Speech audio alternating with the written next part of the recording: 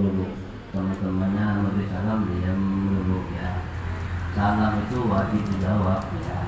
Yang memberi salam, yang mengucapkan salam itu hukumnya sunnah.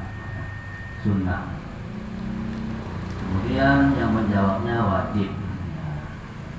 Apabila menjawabnya cuma satu, artinya sepertiga itu seperti ini. Waalaikumsalam, sepertiga itu. Nah itu mendapatkan pahala 10. Kalau lanjutkan lagi, tambah lagi sepertiga. Waalaikumsalam warahmatullah. Itu namanya 2/3. Itu mendapatkan pahala 20. Tambah lagi sepertiga lagi. Waalaikumsalam warahmatullahi wabarakatuh. Nah itu mendapatkan 30 pahala.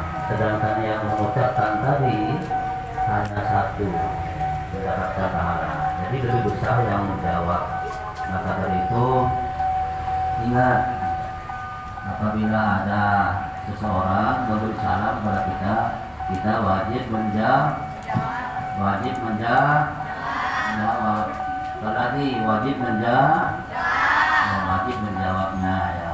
Apabila tidak ada yang menjawab sama sekali, maka ruhul kudusnya hilang, diangkat oleh Allah Subhanahu wa taala. Ruh kudus. Nanti ruh kudus itu artinya ruh suci. Jadi ruh sucinya yang ada pada diri kita itu diangkat oleh Allah Subhanahu wa taala, jadi hilang.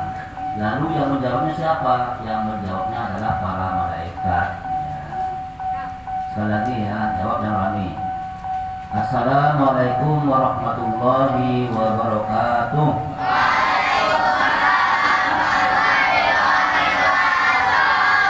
Ya. Bismillahirrahmanirrahim. Alhamdulillahirabbil alamin. Allahumma shalli ala sayyidina Muhammad wa ala ali sayyidina Muhammad wa sahbihi wa sallim. Wa barakatuh wasfin qabulin.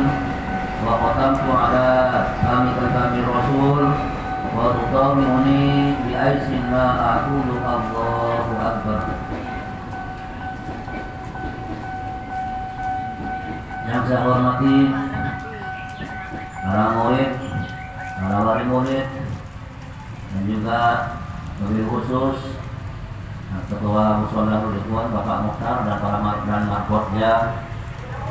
Markot paling semangat adalah markot Musholah Ridwan, paling rajin, paling tekun adalah markot Musholah Ridwan, paling perhatian juga sama anak-anak Ridwan, khususnya kepada santri-santri Musholah Ridwan, TPQ Rukun Ulum Musholah Ridwan. Pertama, mari kita panjatkan puji syukur dari Allah Subhanahu wa taala atas segala limpahan rahmat dan nikmatnya yang tiada putusnya Allah melimpahkannya kepada kita semua, sehingga pada siang hari ini kita bisa berkumpul di tempat ini, yakni di TPQ Rukun Ulum Musholah Ridwan dalam keadaan sehat walafiat. Mudah-mudahan kita semua terus selalu diberikan kesehatan oleh Allah Subhanahu wa taala sampai di bulan Ramadan, sehingga kita nanti bisa melaksanakan ibadah puasa sebulan penuh. Amin Allahumma. Shalawat dan salam mari kita sanjungkan kepada junjungan kita Nabi Muhammad SAW, yang mana beliau selalu memberi contoh kepada kita semua dalam melaksanakan perintah-perintah Allah Subhanahu wa taala, di antaranya yaitu menuntut ilmu. Mudah-mudahan kita semua menjadi umat Rasulullah SAW yang selalu semangat, tidak pernah berhenti untuk mencari atau menuntut ilmu agama. Dan mudah-mudahan juga kita semua menjadi umat Rasulullah yang senantiasa melaksanakan perintah-perintah Allah, senantiasa bersalawat kepada Rasulullah, sehingga nanti dari kiamat kita apabila mendapatkan kesulitan, kita mendapatkan syafaat dari Rasulullah SAW, Amin Allahumma amin. Para santri dan wali santri rahimakumullah, sebagaimana tadi yang sudah disampaikan oleh siapa tadi yang ceramah tadi, pidato 3 orang tadi ya, oleh anak-anak kami ya, oleh anak-anak dari TPC Nurul Ulum, bahwa Allah Subhanahu wa taala akan mengangkat derajatnya orang tua di dalam surga disebabkan anaknya yang selalu memohonkan ampunan dan berdoa kepada Allah untuk orang tuanya. Itu bunyi hadisnya adalah, hadisnya itu diriwayatkan oleh Ibnu Abbas. Ibnu Abbas itu namanya aslinya Abdullah bin Abbas. Yang meriwayatkan adalah ada 4 imam. Yang pertama yang meriwayatkan adalah Ibnu Jarir, yang kedua Ibnu Mudir, yang ketiga Al-Hakim, yang keempat Al-Baihaqi. Imam Al-Baihaqi meriwayatkan hadis ya, bahwa Rasulullah SAW bersabda, Inna Allah yarfa'u dzurriyyatal mu'min, Inna Allah la yarfa'u dzurriyyatan min abdi shalih fil jannah fayaqulu ya rabbi anna li hadhihi fayaqulu bistighfari waladika kata. Artinya sesungguhnya Allah Subhanahu wa taala benar-benar akan mengangkat derajat seorang hamba yang soleh di dalam surga. Seharusnya orang itu derajatnya tidak ada di surga atau berada di surga, tapi di surga yang paling bawah. Tapi orang tersebut diangkat oleh Allah sehingga dia mempunyai kedudukan di surga yang paling tinggi. Lalu dia berkata, Ya Rabbi, wahai Tuhanku, anna li hadhihi, bagaimana aku bisa meraih derajat ini ya Rabb? Apa kata Allah? Allah berfirman, istighfari waladika laka.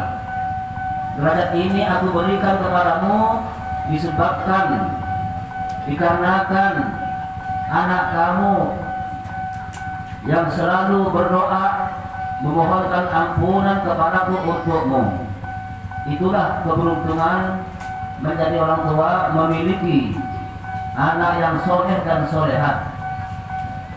Setiap hari sebagai orang tua, pagi dan sore menjemput dan mengantar anaknya ke majelis taklim. Kalau di dunia pahala itu memang tidak kelihatan. Kenapa? Pahala kebaikan itu oleh Allah tidak tampakkan di dunia. Itu sebenarnya pada hakikatnya sebagai ujian bagi kita. Apakah kita beriman, percaya dengan adanya pahala akhirat atau tidak? Dan juga seandainya pahala itu diberikan di dunia oleh Allah, yang pasti manusia itu semuanya menjadi rusak. Kenapa? Karena kalau sudah banyak pahala diberikan oleh Allah, lalu taruh di mana? Di kamar dalam penuh namanya ini. Sholat zuhur langsung diberi oleh Allah, taruh di kamar. Asar dikasih oleh Allah, taruh lagi di kamar. Sembah hari juga tiap hari terus. Belum ibadah yang lainnya. Ya. Itu baru sholat. Belum sedekahnya, belum zakatnya, belum puasanya, belum pahala dari hajinya, belum pahala dari umrohnya. Kalau diberikan di dunia, akhirnya kita tidak punya tempat untuk nabung pahala itu. Jadi kalau sudah penuh, kalau sudah tidak bisa nabung lagi pahala yang diberikan oleh Allah, tak punya tempat lagi, maka pasti orang itu tidak akan beribadah lagi karena sudah banyak, sudah penuh. Maka dari itu Allah memberinya di akhirat nanti. Ini sebagai ujian bagi kita semua, apakah kita percaya dengan adanya pahala akhirat atau tidak. Kalau kita bersemangat untuk beribadah kepada Allah, berarti kita itu artinya sudah beriman kepada Allah Subhanahu wa taala. Maka dari itu sebagai orang tua itu jangan pernah berhenti, jangan pernah merasa capek, jangan pernah merasa jenuh untuk mendidik anaknya, terutama untuk mendidik anaknya ke dalam ilmu agama. Karena dalam hadis lain juga disebutkan nanti di akhirat itu ada orang tua narik anaknya ke surga, berarti derajatnya jauh lebih tinggi orang tuanya. Ada juga anak narik orang tua ke dalam surga, berarti derajatnya jauh lebih tinggi anaknya. Derajat yang lebih tinggi anaknya tadi sudah disebutkan dalam hadis yang pertama, bahwa anak itu nanti, bahwa orang tua itu diangkat derajatnya, diberi derajat yang tinggi oleh Allah disebabkan doa dan dari anaknya yang selalu memohonkan ampunan untuk orang tuanya. Itulah derajat orang tua naik ke atas surga yang paling tinggi disebabkan anaknya berdoa. Yang kedua, dalam hadis Imam Ahmad meriwayatkan dari Abu Hurairah bahwa Rasulullah SAW pernah bersabda, Inna Allaha yarfa'u dzurriyyatal mu'min fil jannah. Sesungguhnya Allah Subhanahu wa taala mengangkat derajat anak cucu orang mukmin. Wa in kana dunahu meskipun derajat anak cucu orang mukmin itu masih di bawah orang tuanya derajatnya. Artinya derajatnya itu lebih tinggi orang tuanya daripada anaknya. Tetapi oleh Allah, anak itu diangkat juga derajatnya seperti orang tuanya. Orang tuanya pertamanya orang tuanya berada di surga lebih tinggi, sedangkan anaknya bisa jadi ada di neraka atau di surga yang paling bawah. Tetapi anak itu oleh Allah digabungkan dengan kedua orang tuanya disebabkan apa? Disebabkan orang tuanya yang memiliki derajat yang lebih tinggi. Supaya apa kata Allah? Ditabarra'u ainuhu ma'ahum. Supaya orang tua itu merasa senang berkumpul dengan anak cucunya. Sebagai orang tua pasti senang apabila orang tua itu berkumpul dengan anaknya dimanapun kita berada. Bahkan orang tua itu pasti kepikiran apabila anak itu berpisah dengan orang tua, anaknya berangkat dari Jakarta merantau kemana, mau ke Sulawesi, orang tuanya di Jakarta pasti kepikiran. Orang tua itu pengennya semua orang tua pasti mempunyai keinginan semua anak itu bersama orang tuanya. Maka dari itu di akhirat nanti apabila di dunia ini anak dan orang tua itu sama imannya, tapi derajatnya beda, lebih tinggi orang tuanya derajatnya, maka di akhirat nanti juga dikumpulkan itu seorang anak masuk dalam surga atau berada di surga lebih tinggi disebabkan derajat orang tuanya.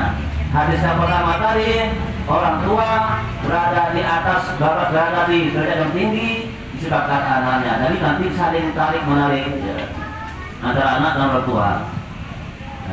Nah ini ada lagi hadis yang ketiga. Hadis yang ketiga ini riwayat dari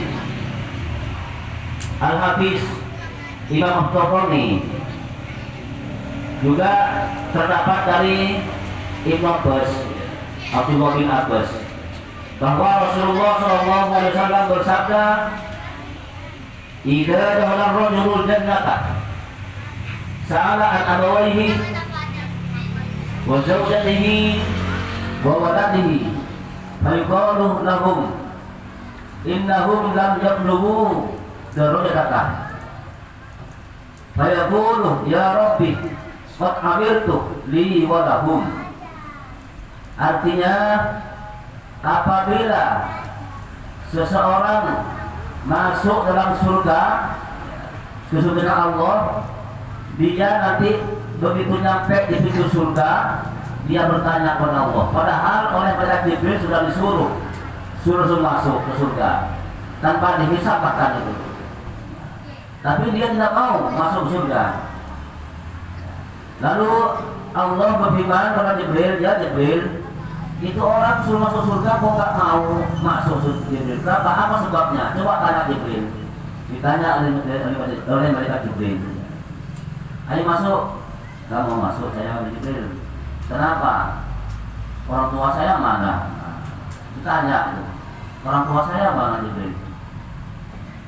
Nanya lagi, orang tua kamu tidak pantas masuk dalam surga.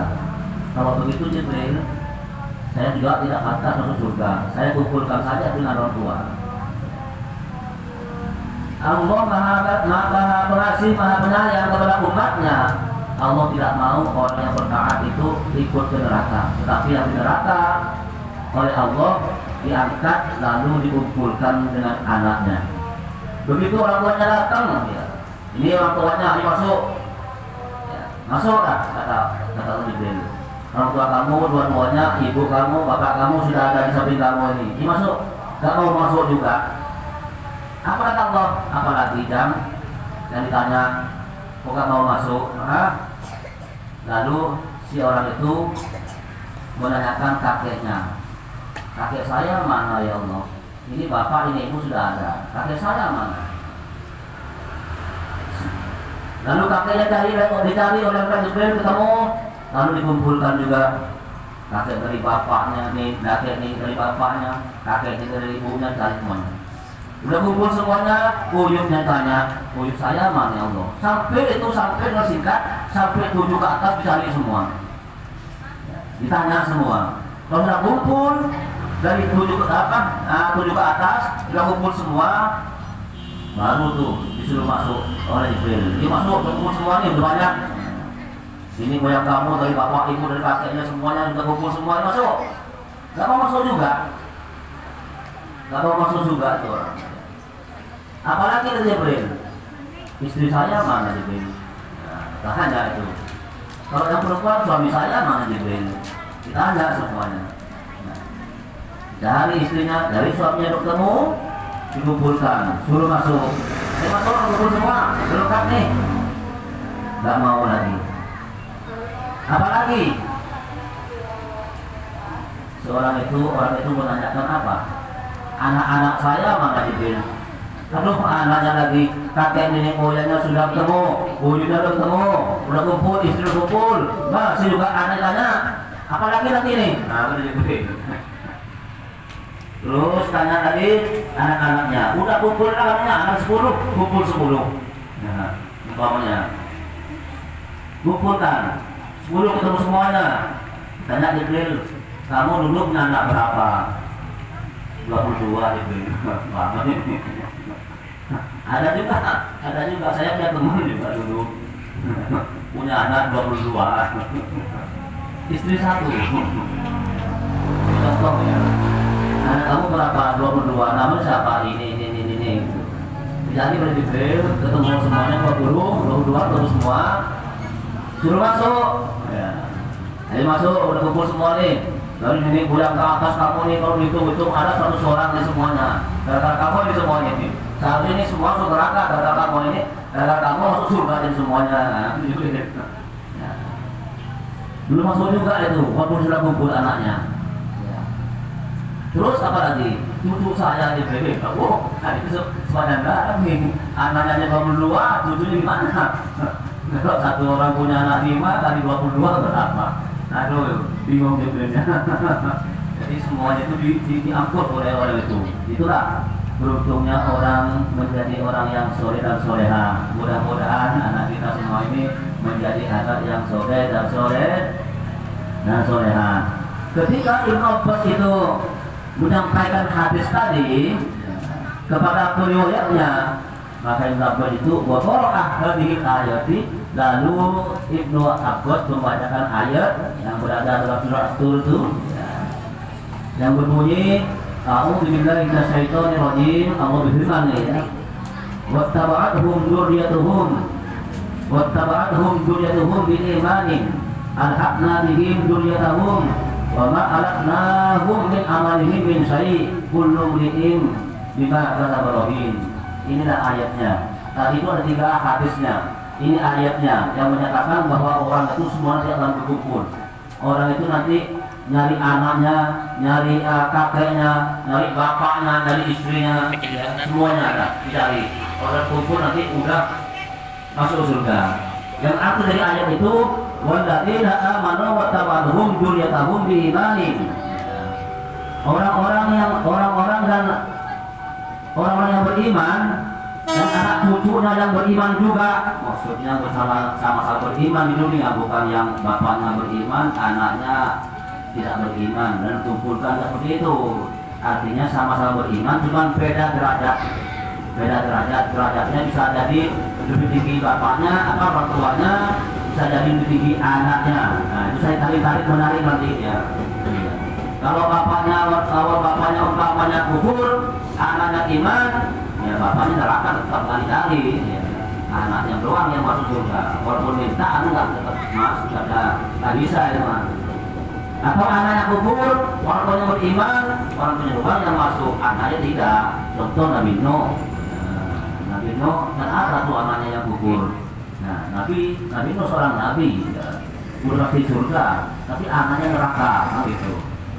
Yang begitu banyak itu juga Nabi Ibrahim, orang tuanya itu, orang tua angkatnya maksudnya itu ya. Ibrahimnya Nabi masuk surga, orang tuanya tidak, begitu. Jadi ini yang maksud ayat walladzina amanu wattaba'atuhum dzurriyyatuhum biimanin. Orang-orang yang beriman dan anak cucunya yang beriman juga, yang mengikuti mereka dalam hal keimanan, maksudnya alhaqna bihim dzurriyyatahum. Kami akan menyatukan mereka ya. Kami akan menyatukan anak cucunya dengan orang yang beriman itu. Wa ma alatnahum min amalihim min syai'. Sedikit pun pahala dari amal mereka tidak dikurangi oleh Allah Subhanahu wa taala.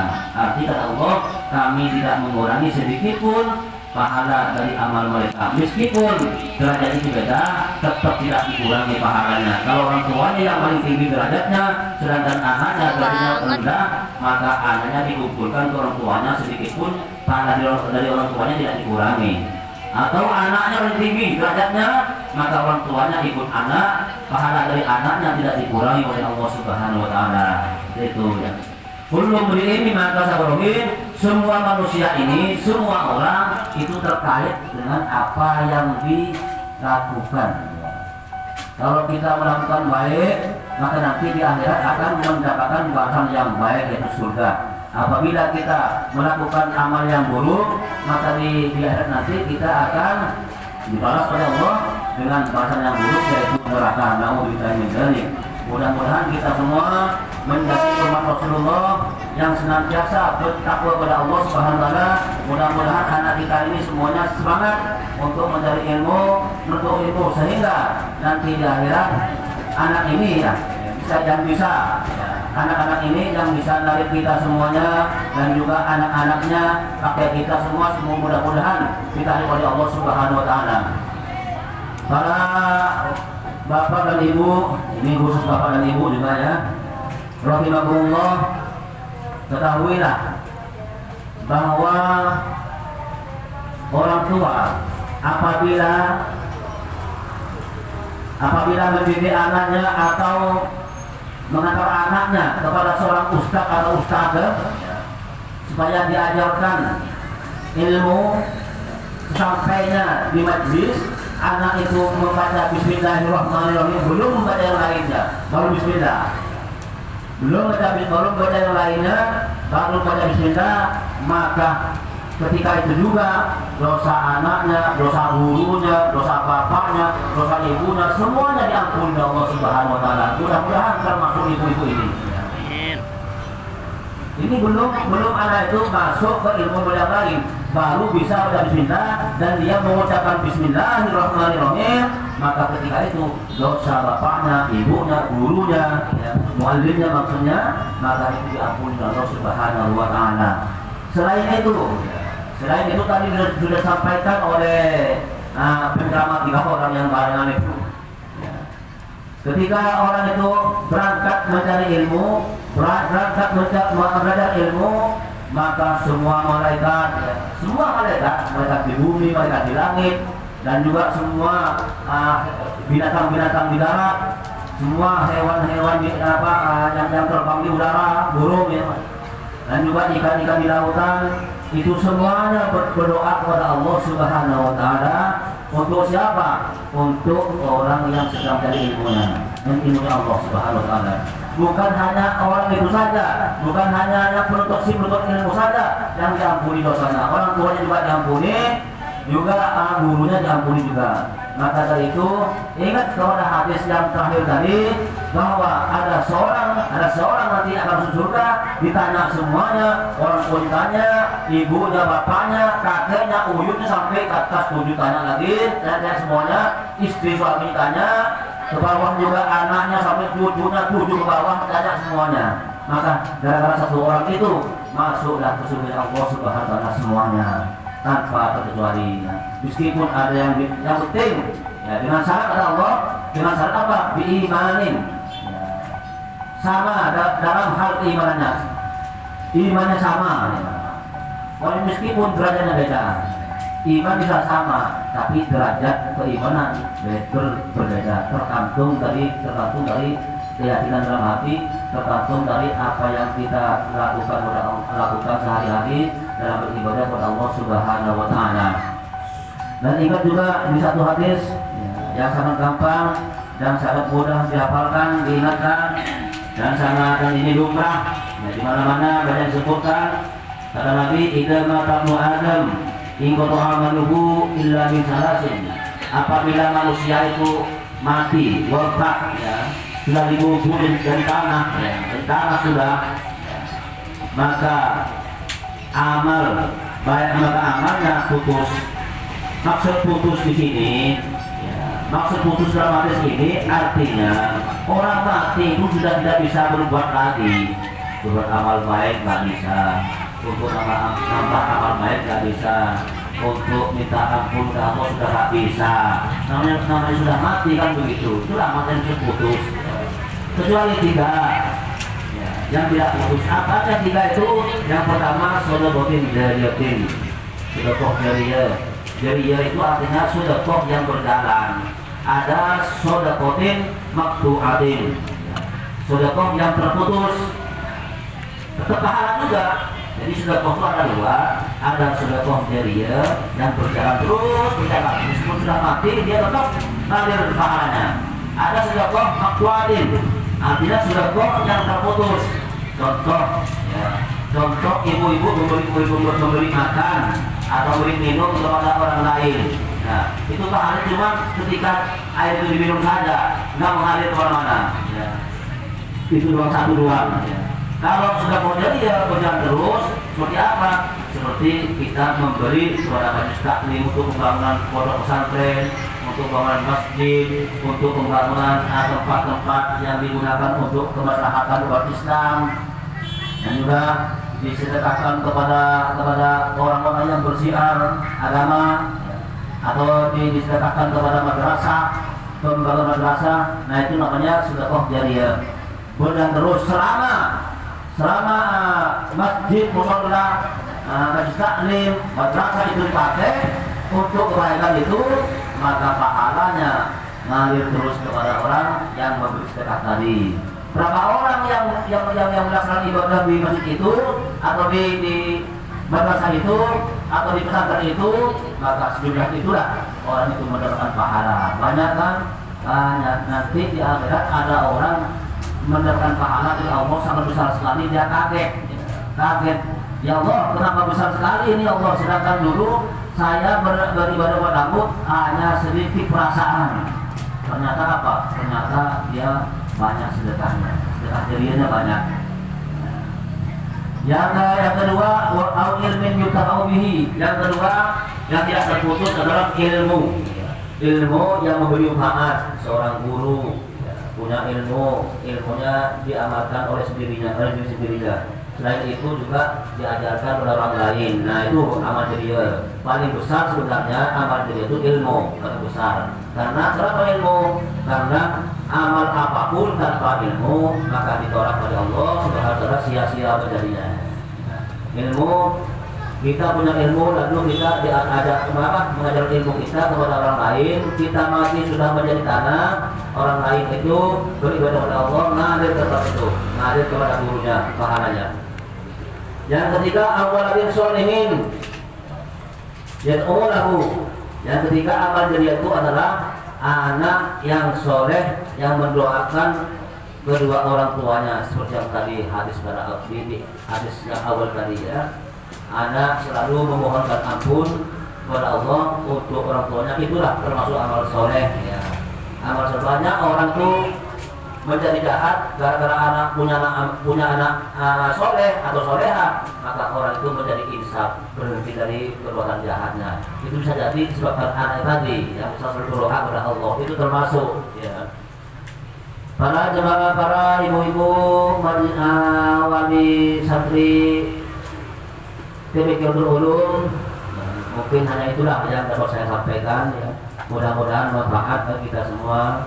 Mudah-mudahan dengan ini, dengan apa yang saya sampaikan tadi, para ibu-ibu, bapak, saudara tua, dan juga santri juga ya, tambah semangat ke depannya untuk belajar ilmu.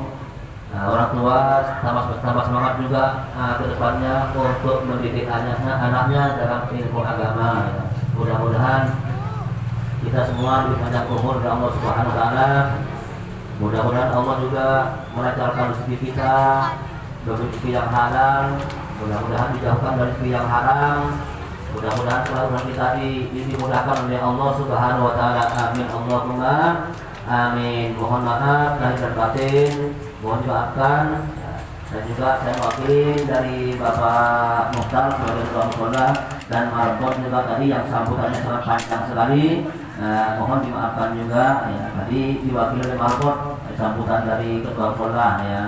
Sambutannya alhamdulillah sangat panjang, jadi orang semuanya pada kurang ngerti. Mudah-mudahan banyak umur semuanya. Akhirul kalam, wassalamualaikum warahmatullahi wabarakatuh.